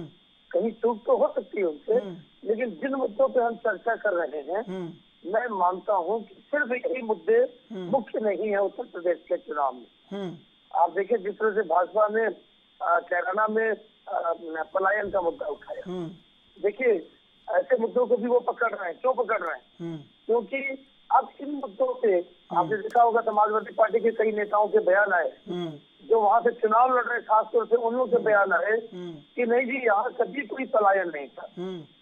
ठीक है, जो क्लेम किया गया था कि जिस पैमाने पर पलायन हुआ उस पैमाने पर नहीं हुआ होगा, लेकिन बिल्कुल पलायन नहीं हुआ ये कह करके वो भी अपनी जाल में फंस जाते हैं। तो उत्तर प्रदेश में ही नहीं, पश्चिम उत्तर प्रदेश में, चाहे मध्य में, चाहे पूर्व में, कहीं भी बहुत सारे मुद्दे हैं जिसमें विकास भी मुद्दा है, रोजगार भी मुद्दा है, किसान भी मुद्दा है, पलायन भी मुद्दा है। तो तमाम मुद्दों पर चुनाव हो रहे हैं। हम लोग कुछ मुद्दों को देख रहे हैं, चर्चा कर रहे हैं, इसलिए चुनावों को आप सिर्फ किसानों से जोड़कर नहीं देख सकते हैं। तो इन चुनाव में बहुत सारे मुद्दे लोगों की दृष्टि में हैं और ये चुनाव परिणाम 10 मार्च को बताएंगे कि जनता ने किसको प्रमुखता से विचार किया, किस क्षेत्र और जनता कैसे समझी है सारी चीजों को, ये भी होगा। हिमांशु वाजपेयी जी, देखिए बीजेपी भी जो पॉलिसी बनाती है लोग समझने लगे हैं अब कि गुलाम नबी आज़ाद को अगर इतना प्रमोट किया जा रहा है तो क्या पता उपराष्ट्रपति पद के उम्मीदवार हो जाए। ये सब लोग समझने लगे हैं इन सब चीज़ों को कि ऐसे अगर होगा तो ये तिकड़म हो सकती है। मायावती चुप हैं तो इसके क्या मायने हैं। लेकिन उत्तर प्रदेश में अगर आपको पश्चिम में जयंत चौधरी आपके साथ हैं तो अब ये पक्का है या कच्चा है ये तो 10 मार्च बताएगा कि किसके साथ कौन है। लेकिन अभी के हालात ऐसे हैं कि आप साथ हैं, अब इसका फायदा कितना उठा सकते हैं ये आपके ऊपर है। देखिए अभी आपने खुद ही बता दिया कि 10 मार्च को पता चल जाएगा कि फायदा कितना है, नुकसान कितना है। लेकिन मुझे बड़ा ताज्जुब होता है कि हम अगर हम जयंत चौधरी साहब के साथ खड़े हैं तो इतना उस पिक्चर को बड़ा करके दिखाया जा रहा है कि हमने कोई अपराध कर दिया अगर गठबंधन कर लिया। इतना भारतीय जनता पार्टी के लोग इस तरीके से पेश करेंगे कि हमने साहब कोई अपराध कर दिया। अरे गठबंधन में तो सभी पार्टियां हैं, आप भी गठबंधन में हैं, क्या आप अपना दल के साथ गठबंधन में नहीं है? हम तो कभी गठबंधन पर टिप्पणी नहीं करते। हम 2 लोग एक साथ मिलकर अगर कहीं लड़ाई लड़ रहे हैं और हम मजबूत स्थिति में हैं, आज हम मजबूत स्थिति में, इसका स्वयं आपने बता दिया है, हमको बताने की आवश्यकता नहीं है। तो गठबंधन तो राजनीति में, चुनाव में होते रहते हैं, पहले भी होते रहे, सभी पार्टियां करती हैं अपनी नीतियों के आधार पर। और कल आपने अगर अखिलेश जी का इंटरव्यू सुना होगा भारत समाचार के साथ, तो उन्होंने एक बात कही थी कि हमने जो जयंत चौधरी साहब हैं, लोकदल हैं, उनके लिए बड़ा दिल दिखाया है और सभी घटक दलों का, जितने भी हमारे लोग साथ में हैं, सबके सम्मान में कभी कहीं भी किसी भी प्रकार की कोई त्रुटि या कोई भी भूल नहीं होगी, सबको यथोचित सम्मान दिया जाएगा। तो अगर हम कंफर्टेबल हैं, हमारे साथी दल कंफर्टेबल हैं, अब दूसरों के पेट में क्यों दर्द है ये भाई मैं उस पर बयान नहीं दे सकता हूं। और आने वाली 10 मार्च में तस्वीर साफ हो जाएगी कि हमने जो गठबंधन तैयार किया, एक सोच, एक विचारधारा को लेकर, वो कामयाब रहता है या नहीं कामयाब रहता है। वीरपाल सिंह जी, देखिए जा रहे हैं आप भी, ये कह रहे हैं कि कोई वीडियो ऐसे आ रहे हैं भाजपा वालों को गाँव में नहीं घुसने दिया जा रहा, ये बता रहे हैं, लेकिन फिर भी आप जा रहे हैं, समर्थन पूरा है आपके पास बराबर। जिस तरह कल वहाँ साहिब प्रवेश वर्मा के घर पे मीटिंग हुई, प्रवेश साहिब वर्मा के घर पे, तो कहीं ना कहीं आप पुख्ता तो कर रहे हैं अपने आप को, लेकिन अब सबसे बड़ी बाधा आपके लिए जो है वो समाजवादी पार्टी और भाकियू और ये जो जयंत चौधरी हैं, ये हैं। अब इस बाधा को पार करने में आपको वहां पर जो खांटी कार्यकर्ता है वो कहीं मजबूत करना पड़ेगा। देखो, जैसे कि आप भी जानते हैं, ये हमारे एसपी वाले भी कह रहे हैं कि देखो जो, और मैंने पहले भी कहा है, आपको दोबारा फिर कह रहा हूं, जो भी एंटी इनकम्बेंसी थी उसको तो हम रिमूव करेंगे ही, और उसी के लिए ये काम हो रहे हैं। यदि कुछ थे भी और जब आपको बताऊं, इस गठबंधन से कोई चिंता की बात है नहीं बिल्कुल। किसान ऐसी कौम है, जाट ऐसी कौम है वहां की कि वो अपने 10 साल पुराने, यदि उसके साथ कोई गलत काम है वो उसको भी याद रखता है। अच्छा, ये भी इन्होंने कहा है कि यदि सपोज करो किसी आदमी ने किसी दूसरे आदमी के लिए कोई गलती की है और वो जाकर उसके कहेगा भाई गलती हो गई मेरे से, और आप ऐसा इस बात को आप नाराजगी दूर कर दो, तो बेचारा वो बिल्कुल करेगा, देखो मेरे पास आया, मेरे को बुलाया, मेरी हमदर्दी सिंपैथी न शो करी, तो इसलिए वो नाराजगी खत्म। और वो हम तो करेंगे, हमारी पार्टी करेंगे, हमारी पार्टी हर आदमी का रेस्पेक्ट करती है, सबका साथ, सबका विकास, सबका विश्वास करती है, तो इसलिए हमारी पार्टी कोई नाराजगी नहीं है। और देखो यही मैं बता रहा हूँ, 253 आदमी हमारी शामली महिका में, जैसे आपको बता रहने वाला हूँ, शामली मुजफ्फरनगर के सारे लोग देवे, और जो भी ग्रुप के लीडर देवे बेचारे, उन्होंने बिल्कुल कहा ठीक है, अपने हमारी बात मानी, और उन्होंने गृह मंत्री ने कहा कि देखो, बल्कि ये भी कहा, आपको तो मालूम ही है कि जयंत चौधरी के लिए हमारे पास अभी भी दरवाजे खुले हैं, और ये मैं आपको बता रहा हूँ, जितना फायदा अरे पर आपके खुले दरवाजों में लौटता कौन है, वो अलग बात है, वो अपनी सोच है, वो देख लेना। नहीं, वो तो ये भी कह रहा मैं कभी बीजेपी के साथ गठबंधन नहीं करूंगा, आप देख लेना, आप इस टीवी पे ध्यान रखना, मैं भी यही हूँ, आप भी यही है, ध्यान रखना, बहुत नजदीक में वो खुद आएंगे।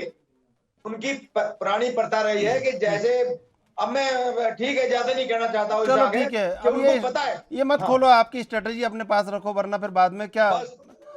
हिमांशु वाजपेयी कुछ कहना चाह रहे हैं? मैं सिर्फ इतना कहना चाह रहा हूँ, आप बिल्कुल जो जाट, पहली बात तो जाट बेचारा नहीं है, ये आप अपनी गलतफहमी दूर कर लीजिए। दूसरी चीज, अगर आप जिम्मेदारी के साथ जाटों के साथ हैं, जाटों की बात आज भी मैं कह रहा हूं, तो देश के गृह मंत्री को और हमारे जो सम्मानित साथी बैठे ये भी साथ में चले जाएं। कम से कम 700 ना सही 20 उन परिवारों के साथ मीटिंग कर ले जो इस आंदोलन के दौरान शहीद हुए हैं, उनके परिवारों को समझा दें, उनके परिवारों से बात करने का हौसला दिखा दें। मैं मान जाऊंगा कि वाकई आपकी नियत में कोई खोट नहीं है, ना आपको कोई चुनावी लालच है, आप निस्वार्थ भावना से जाटों के साथ खड़े हैं। मात्र 20 परिवारों के साथ चले जाएं, 20 परिवारों को बुला लें, उन माओ को बुला लें जिन्होंने बेटे खोए हैं, उन मासूमों को बुला लें जिन्होंने अपने पिता खोए हैं, सिर्फ 20 परिवारों के साथ मीटिंग कर ले। मैं स्वयं इस बात को स्वीकार कर लूंगा कि आपकी कोई चुनावी मंशा नहीं, कोई चुनावी नियत नहीं, आप खुले दिल से जाटों के साथ मिलना चाहते हैं। इंदुकांत जी, उत्तर प्रदेश में समाजवादी पार्टी ने भी देखिए चंद्रशेखर जी आजमाया था, यूपी को ये 7% है, आपको याद होगा 2017। उसके बाद आप देखिए 2019 में उन्होंने क्या किया था, जय भीम जय समाजवाद, लेकिन उसके परिणाम आपने देखे। तो जयंत चौधरी जी के साथ सपा का जो अलायंस है ये बिल्कुल उनको क्लीन स्वीप दे देगा, ये भ्रम नहीं पालना चाहिए सपा को। और मुकाबला तो देखिए बहुत तगड़ा होगा, और आप जानते हैं कि अगर पश्चिमी उत्तर प्रदेश का तो एक स्वभाव अलग ढंग का भी है, पश्चिमी उत्तर प्रदेश में लोगों को दिखाई देगा कि वोटिंग का पैटर्न एक ढंग का है, तो दूसरे क्षेत्रों में उत्तर प्रदेश के वोटिंग का पैटर्न थोड़ा बदल भी जाता है, तो वो मिजाज चरण वाइज बदलते रहते हैं उत्तर प्रदेश में। और जितना बड़ा गठबंधन आप देखें, जो अभी चर्चा कर रहे थे वीरपाल जी, मैं उससे सहमत हूँ इस मामले में कि जितना बड़ा गठबंधन उत्तर प्रदेश में 2019 के चुनाव में सपा बसपा ने किया था, जिसमें बहुत से राजनीतिक पंडितों की बाहें तन गई थी कि जहां पे गेस्ट हाउस कांड में आरोप लगा था समाजवादी पार्टी के शीर्ष नेताओं में कि मायावती जी की हत्या की साजिश थी।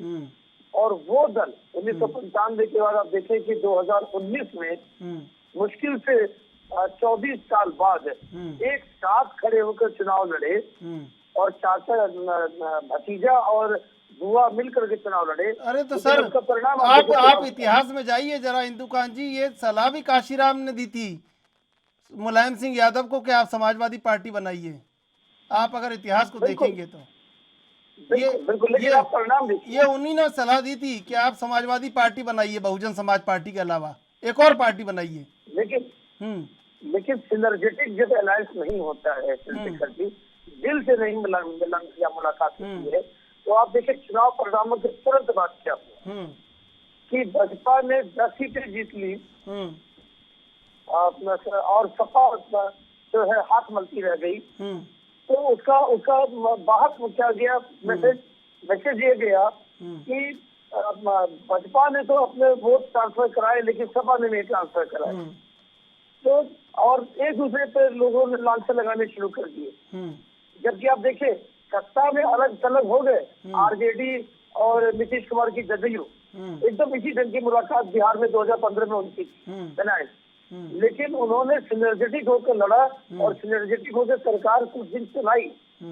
बाद में बेशक आरोप लगाने लगे क्योंकि सत्ता में कहीं न कहीं आरजेडी अपनी ज्यादा भागीदारी चाहती थी अपनी ज्यादा सीटों को देखते हुए। तो दोनों एक ट्राई किया सपा ने, इससे बड़ा अलर्ट हो नहीं सकता था। 2017 में जिस तरह से राहुल गांधी और अखिलेश साथ रैली के, मैंने बनारस में इनकी रैली देखी थी, रोड शो देखा था, और 2019 में जिस तरह से बसपा के साथ इनका अलायंस हुआ, विकेट रिजल्ट आपके सामने। तो मैं भी इस बार भी जयंत चौधरी के साथ इनके अलायंस से कोई मिराकल होता हुआ नहीं देख रहा हूँ। लेकिन ये जो कह रहे हैं वीरपाल जी कि वो बाद में हमारे पास आ जाएंगे, यही डर मुझे भी लगता है कई बार, ये डर लगता है। और दूसरा ये जो गठबंधन है ना, और बीजेपी के पास इतने पैतरे हैं कि वो कहीं भी कोई पैतरा वो 2024 में राष्ट्रपति पद का उम्मीदवार बना दें बसपा से मायावती को, और ये हो जाए कि दलित वोटर जुड़ जाएगा उधर गुलाम नबी आजाद उपराष्ट्रपति हो जाए तो प्रत्याशी हो जाए तो मुस्लिम वोटर उधर जुड़ गया। ये सब पैंतरे आते हैं इनको। कई दिनों से विचार चल रहा था ये कि ऐसा भी हो सकता है। बीजेपी यही तो कहते हैं, बीजेपी सबका साथ सबका विकास सबका विश्वास चाहते हैं, यही तो कारण है, यही तो राज है उसमें, और राज क्या है। क्यों इंदुकान जी लेंगे ना चंद्रशेखर जी, जब ये पैतरे तब चलते हैं जब शंकु सरकार बने। ये तो लगभग मान के चलिए जनता का जो वर्डिक्ट है जनादेश, वो लगभग एक तरफ आने की संभावना है। नुकसान होगा, ये भी मैं कह रहा हूँ आपको आज ही। क्या कह रहे हैं वीरपाल जी? ये जो गठबंधन है ना आरएलडी का सपा का, जैसे आपने कही थी भी कि मायावती के वोट कन्वर्ट नहीं हुए उसके हो गए, यही काम यहाँ पे होगा। इसमें सपा को फायदा होगा, आरएलडी ये भी यदि इनसे चलो इंडिपेंडेंट यदि अपनी चुनाव लड़ता तो इनको टक्कर देता वो, लेकिन उसकी बहुत बड़ी बोल है ये। अच्छा, आरएलडी को फायदा नहीं हो रहा इससे? ना, बिल्कुल नहीं हो सकता। आप देख लेना। हिमांशु वाजपेयी जी बहुत चिंता है, बहुत चिंता, आरएलडी की चिंता है। मुझे अच्छा लगा ये देखकर कि इनको हमारे घटक दलों की भी चिंता है। और दूसरी चीज ये बसपा की चिंता करते हैं, हमारा विश्वास ही यही है, हमारे काम ही यही है। हम तुम्हारे कारनामों की भी चिंता करते हैं, तुम अच्छे काम करो, आपको मालूम है सारा। चलिए, समय अब समाप्त होता जा रहा है। हिमांशु वाजपेयी जी, ये जो हिमांशु वाजपेयी जी, आवाज मिल रही है आपको?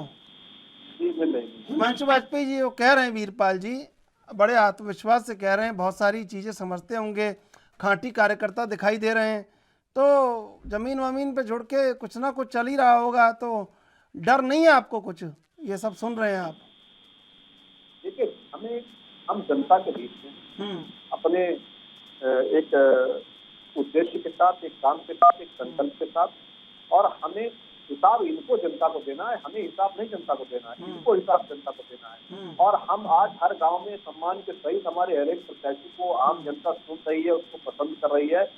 हम दौड़ाए नहीं जा रहे हैं गाँव से, हम गाँव दौड़ाए नहीं जा रहे हैं। जिस सरकार का उप मुख्यमंत्री दौड़ाया जा रहा हो, उस सरकार की क्या स्थिति रही होगी, 5 वर्षों में इन्होंने क्या किया होगा जो आज आम जनता दौड़ा रही है। इसलिए हमें चिंता करने का आवश्यकता नहीं है। और दूसरी चीज, गठबंधन तो आप देखिए, एक्सपेरिमेंट राजनीति में होते हैं, कोई सफल होता है, कोई असफल होता है। क्या गठबंधन शिवसेना का इनका गठबंधन टूटा, इसका नीतीश कुमार के साथ बीच में गठबंधन टूटा। और रही बात बहुजन समाजवादी पार्टी की, तो बहुजन समाज पार्टी के इस सरकार, इस उत्तर प्रदेश के लोगों ने देखा है कि 6 महीने के साथ मिलकर सरकार किससे चलाई, इन्होंने सरकार चलाई। तो ये राजनीति में गठबंधन जरूरत के हिसाब से बनते हैं और बिगड़ते हैं, ये कोई नई बात नहीं। ठीक है। दूसरी चीज ये है कि अनुभव होता है चुनाव में, कभी आपको कड़वे अनुभव भी होते हैं, कभी अच्छे अनुभव भी होते हैं। उन अनुभवों को आत्मसात करना चाहिए। यदि हमारे अंदर कोई कमी रह गई, हमारे प्रयास में कोई कमी रह गई होगी, तो हम उसको पूरा कर रहे हैं। और उन प्रयासों को जो हमने आत्मचिंतन किया है, जो भी कमियां रही उसको हम करने का काम कर रहे हैं। और निश्चित रूप से उत्तर प्रदेश की जनता हमारे साथ है, राज्य के अध्यक्ष अखिलेश यादव जी के साथ है। और आने वाला 10 मार्च आपको एक नई सरकार उत्तर प्रदेश के अंदर देखने। ठीक है वीरपाल जी, ये डरने और डराने का जो दौर चल रहा है, इसमें कामयाब कौन होगा? आपको लगता है आप हो जाएंगे कामयाब? कामयाब कह रहे आप, कोई चिंता की बात ही नहीं है। आप देख रहे 300 प्लस आ रही सीटें आ रही अभी भी। अरे सर, ये आंकड़ा मत बताया कीजिए, आंकड़ा कई बार आपका फेल हो चुका है। ये अति सर्वत्र वर्जते, अति सर्वत्र वर्जते सर। आपके सर्वे भी दिखा रहे हैं। हाँ। लोग बीजेपी, हमारा कोई सर्वे नहीं दिखा रहा है, ये आप ही के सर्वे दिखा रहे हैं जो दिखा रहे हैं सब। आप देना रिजल्ट बताएंगे, भगवान न जाए तो आप ये कहेंगे हाँ बिल्कुल आपका गैस बिल्कुल सही था, आप सही कह रहे थे। ठीक है इंदुकांत दीक्षित जी, ये जो एक बड़ा रहस्य छुपा हुआ है कि कौन किसके संग लड़ रहा है और कौन किसके संग मिल जाएगा 10 तारीख को, ये सच में है या ये सिर्फ एक कपोल कल्पित बात है? राजनीति, जैसा वाजपेयी जी ने कहा कि एक विकल्पों की लड़ाई है, एक संभावनाओं का खेल है। और जो प्रयास अभी भाजपा कर रही है वो वोट से ज्यादा चुनाव के बाद के लिए मंथन मानता हूं मैं, कि आरएलडी है या और भी जो छोटे दल है उनको अगर जरूरत पड़ी तो हम साथ ले आएंगे। लेकिन मैं अभी भी ये मानता हूँ कि जिस तरह का माहौल है और उत्तर प्रदेश की जनता जिस तरह से वोटिंग कर रही है पिछले लगभग 20 वर्षों से, ये एक तरफ वोट देगी। और चुनाव लगभग साफ है कि सपा और भाजपा में आमने सामने की लड़ाई है।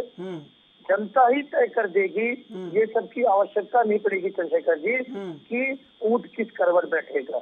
और जो माहौल है जनता ने लगभग मन बना लिया है। कुछ चीजों को कोई नकार नहीं सकता है। 2014 में गया, 17 बनारस में जो सर डेवलपमेंट देखिए इंदुकांत जी, ये ऊंट तो राजस्थान में बैठता है, ठग्गू के लड्डू कौन खाएगा, ये बात है वहां तो। बिल्कुल ये आपने सही जी, ये आपने सही बात कही, हाँ। सही बात कही। लेकिन जो ये एक कहा जाता है मुहावरा कि किस करवट से राजनीति, ठीक है, नहीं मैं आपकी बात नहीं काट रहा था, लेकिन ठग्गू के लड्डू कौन खाएगा ये बात है। बहरहाल समय समाप्त हो रहा है। हिमांशु वाजपेयी जी, वीरपाल जी, इंदुकांत दीक्षित जी, आप तीनों का धन्यवाद डिबेट में जुड़ने के लिए। उत्तर प्रदेश में सियासी खेला जारी है और लगातार अपने अपने दाव पैतरे सब चल रहे हैं। अब किसका कामयाब होगा ये जनता तय करेगी। बहरहाल देश विदेश की ताज़ा तरीन खबरों के लिए आप देखते रहिए ANB न्यूज।